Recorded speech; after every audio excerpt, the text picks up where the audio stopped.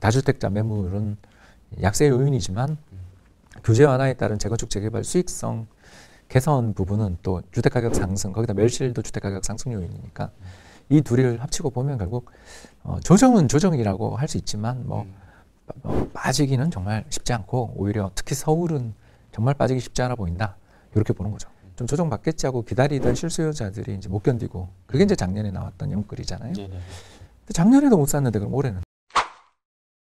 여전히 집값 때문에 고민인 분들 많습니다. 금리는 계속 오른다는데 내 집 마련 어떻게 해야 될까요? 이번 시간에 29년 차 이코노미스트인 홍춘욱 박사님 모시고 이야기 나눠보겠습니다. 안녕하세요. 네, 안녕하세요. 네, 현기증 나는 가격 상승으로 부동산 시장 조정이 올 거다. 지난번 출연했을 때 말씀해 주셨는데 역대급 거래 절벽이 지금 계속되고 있는 상황인데 지금이 좀 그런 상황이라고 할 수 있을까요? 가격 조정이라는 게 이제 두 가지가 있잖아요. 하나는 명목 가격이 떨어지느냐 아니면 실질 가격이 떨어지느냐인데 지금은 이제 실질 가격은 떨어지고 명목은 그래도 버티는 그런 시장이니까 조정이 본격화됐다고 말하기는 어렵고요. 다만 이제 작년에 전국 아파트 가격이 20.2% 올랐거든요. KB 시세 기준.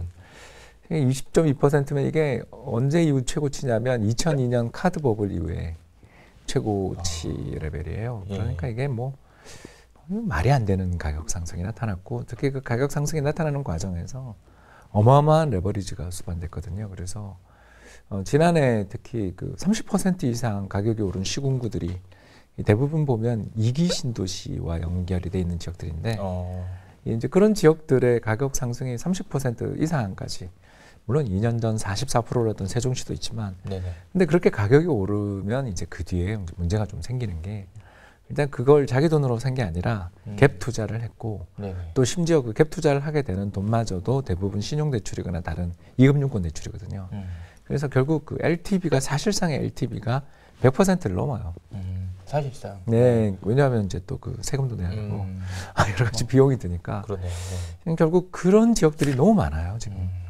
그런 상황에서 지난 정부 말 이제 그 문재인 정부 후반에 특히 그 전세자금 대출과 그리고 신용대출에 대해서 브레이크를 걸면서 지난해 하반기부터 시장의 조정이 조금 나타난 거잖아요. 그래서 이게 앞으로 뭐 윤석열 정부가 어떤 정책을 펼치느냐에 많은 부분 의지하고 더 나아가서 또 문재인 정부 시절에 만들어놨던 이런 유례없는 버블이 또 그 경기 여건에 따라서는 어떻게 될지 모르는 거라서 일단 조정의 리스크는 있지만 아직은 잘 버티는 시장이다. 그리고 레버리지는 되게 높다. 이렇게 정리할 수 있겠습니다. 네, 뭐 지금 와서 조금 다시 좀 재평가를 해본다면 그동안 집값이 이제 말씀하셨듯이 최고치로 올랐었는데 그걸 좀 어떻게 그 이유가 뭔지 한 번 더 평가해 보시면 어떨까요? 두 가지가 컸죠. 뭐 가장 우리가 다 알고 있는 것은 2017년 파리 대책 이후에 그때 이제 재건축 초과이익 환수제 그리고 분양가 상한제를 하면서 재건축 재개발을 할 이유가 그러니까 이미 진행된 데는 어쩔 수 없지만 재건축 재개발 사업이라는 걸 할 이유가 없어졌죠.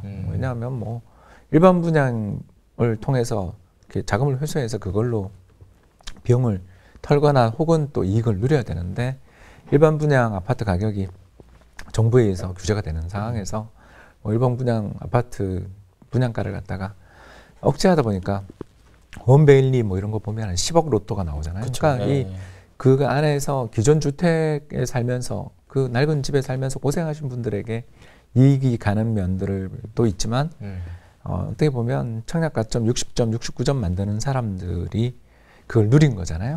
이런 식으로 돌아가게 된 거에다가 재건축 초과이익 환수제까지 또 나와서 그나마 또 이익 난 것도 또 세금으로 걷어가고 하는 상황에서 많은 마찰들 문제가 생기면서 공급이 급격히 감소한 게 2018, 2019년부터 해서 만 5년 연속 감소를 했고 이 이제 주택 공급 증가율 자체가 전년 동기 대비해서 계속 감소를 하는 상황에 금리가 2020년 특히 코로나 이후에 저금리, 초저금리 우리 0.5% 정책금리까지 가게 되니까 이제 뭐 유동성은 엄청난 상황에서 공급은 없고 그러니까 전세 가격이 오르기 시작하니까 이게 연쇄적인 이제 갭 투자와 레버리지가 벌어지면서 우리나라 역사상 뭐 최악의 버블 중에 하나가 생겨버렸습니다.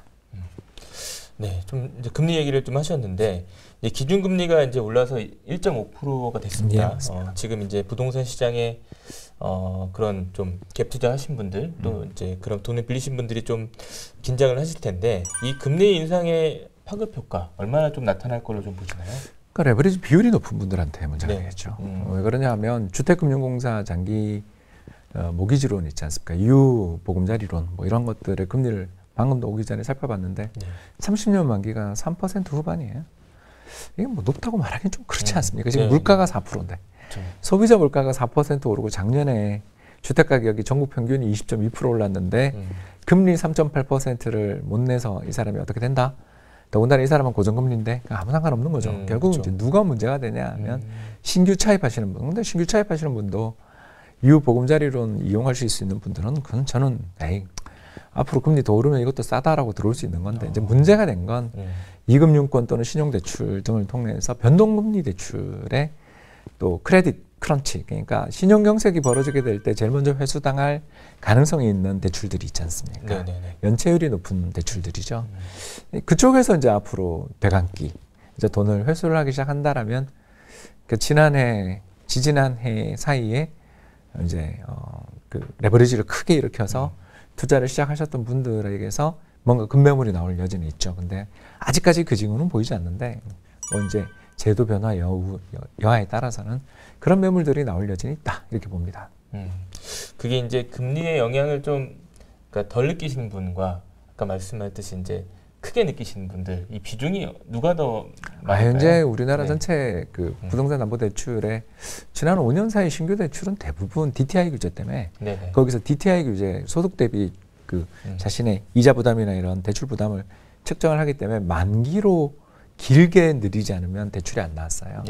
네, 그래서 한 40% 이상이라고 알고 있어요. 그 장기 고정금리 대출들이. 그리고 두 번째는 지난해 연말 그 한국은행이 발표했던 그 금융안정 보고서라고 1년에 2번 발표되는 보고서가 있는데 그 보고서를 보면 우리나라 아파트 실질 LTV 그러니까 집값 대비 대출 나간 비율이 되겠죠. 그게 30%대 후반이에요.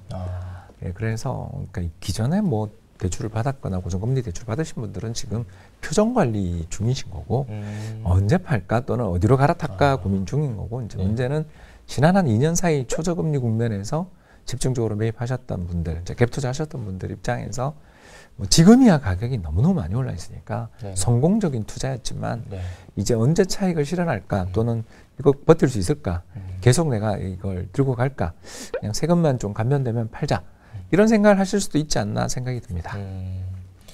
아무래도 뭐 이제 말씀하셨듯이 영끌족들이 지금 좀 그런 비상일 텐데 이 집을 그렇게 사신 분들이 이 금리 인상을 좀 실제적으로 체감하려면 언제쯤 그게 좀 1년 정도 걸리죠. 1년 정도. 왜 그러냐면 이제 금리 조정을 한 1년 정도 단위로 하니까.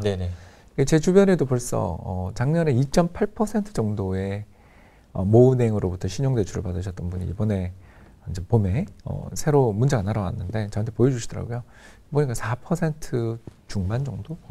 그러니까 150bp 올랐더라고요. 그렇죠. 그러니까 정책금리가 100bp 오르는 것보다 더 올리는 거죠. 그러니까 이 친구 같은 경우는 상당히 소득도 좋고 대기업 직장인인데도 4% 초반 정도 올랐다면 이금융권 가신 분이거나 혹은 좀 그 이제 대출에 다른 은행에서 받고 그러면 한도가 다 이게 나오잖아요. 그러면 이제 추가 대출 받거나 그러면 금리가 올라가는 분들은 실제로 정말 지금 뭐 신용 안 좋으신 분들 한 6에서 8%대 금리도 이제 올해는 경험할 수도 있는 거죠. 금리 인상에 좀 부담을 느끼시는 분들이 만약에 집을 좀 팔려고 생각을 한다면 그런 매물들이 나왔을 때 집값에 영향을 좀 줄 수 있는 줄 수 있죠. 있을까요? 예, 그게 이제 윤석열 정부의 양도세 중과 완화라든가 또는 여러 가지 규제 완화 이야기가 나오는 게 그걸 기다리고 지금 매물이 안 나오는 거죠. 다 이제 세금을 내긴 내야 되는데 너무 지금 과하게 낸다. 또는 두 채, 세 채 있으신 분들, 갭 투자할 때 여러 채 사신 분들도 있잖아요. 이제 그런 분들 입장에서는 이번 기회에 팔 수 있는 기회를 주면 팔고 싶은 분들도 일부 있을 거고 아마 이제 어떤 흐름이 나올 건가 생각해 보면 똘똘한 한 채 혹은 중심지 갈아타기 성매물들이 많이 나올 가능성은 있어서 제가 그런 면에서 지난해 가격이 급등했던 지역들 제가 이제 뭐 어디라고 이야기하기는 좀 그렇잖아요. 그냥 저희 KB 부동산 통계 가면 그 그래프로 다 나오잖아요. 1년간 상승률 상위 그러니까 가장 지난해 많이 올랐던 지역들은 이제 좀 조심해야 되는 거 아니냐. 이런 이야기인 거죠. 공급은 더 주니까 앞으로 더 줄 수밖에 없으니까 집값이 빠진다고 말하기는 어려운데 왜냐하면 전세가 받쳐줄 때 집값 빠지는 걸 저희들이 잘 본 적 없잖아요. 전세는 오히려 더 오르겠죠. 지금 뭐 준촌주공이 저렇게 됐는데 이제 다만 지금까지 나오지 않았던 매물, 그러니까 그 공급 주택 시장의 매도는 신축 주택으로 인한 요인들도 있지만 기존 다주택자들 매물도 시장에는 존재해야 되는데 그게 그동안 몇 년간 잠겨 있었던 게 이제 조금 나올 여지는 있다. 그렇게 보여지는 거죠. 어쨌든 그게 전체적인 방향을 뭐 바꾸기는 아직은 안 보인다. 아직은 안 보인다. 예, 오히려 매물 이거 소화되고 나면 더 오르는 거 아닌가 싶은 좀 그런 걱정도 사실은 되죠. 왜 그러냐면 이제 재건축 재개발 등을 그 민간 부문의 주택 공급 촉진에 대한 의지가 강하잖아요. 그다음에 이제 그 결국 규제 완화 및 재건축 안전 진단 그런 요건을 완화한다든가 또 리모델링 이런 것들을 규제를 완화해 준다는 이야기인데 그러면 이게 당장은 멸실로 가죠. 그리고 두 번째가 빨리 진행되면 5년, 늦으면 7, 8년 걸리는 게 재건축 재개발이니까 요 기대감으로 오르는 건 오르지만 공급은 먼 미래의 일이 되니까 그러네요. 예, 이게 이제 주택 시장 내에서 분명히 이제 아까 이야기했던 다주택자 매물은 약세 요인이지만 규제 완화에 따른 재건축 재개발 수익성 개선 부분은 또 주택가격 상승 거기다 멸실도 주택가격 상승 요인이니까 이 둘을 합치고 보면 결국 조정은 조정이라고 할 수 있지만 빠지기는 정말 쉽지 않고 오히려 특히 서울은 정말 빠지기 쉽지 않아 보인다. 이렇게 보는 거죠. 맞습니다. 이런 상황에서 좀 어쨌든 집을 좀 구매하려는 분들도 있을 텐데 금리가 어쨌든 더 몇 차례 더 오를 예상이잖아요. 그럼 이제 좀 집을 사는 게 좀 현명한 일일까? 뭐 저는 그렇게 동의할 수 없죠. 왜냐하면 역사상 최악의 버블인데 주택구입 부담지수라고 하잖아요. 그 지역에 살고 계시는 분의 평균적인 소득 대비 또 이자와 그 원리금 부담이 얼마나 큰가.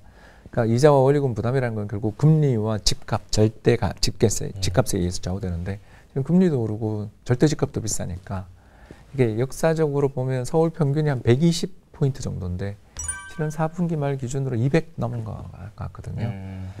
뭐 이건 그러니까 평균적인 근로자 직장인들은 이제 집 사는 게 불가능한 가격인데 여기서 이걸 따라가겠다. 그러면 이제 둘 중에 하나인 거잖아요.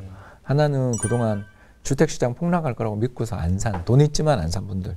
그분들 입장에서는 지금 집값이 더 올랐는데 왜 삽니까? 그건 아닌 것 같고. 근데 두 번째가 좀 조정받겠지 하고 기다리던 실수요자들이 이제 못 견디고 그게 이제 작년에 나왔던 영끌이잖아요. 작년에도 못 샀는데 그럼 올해는.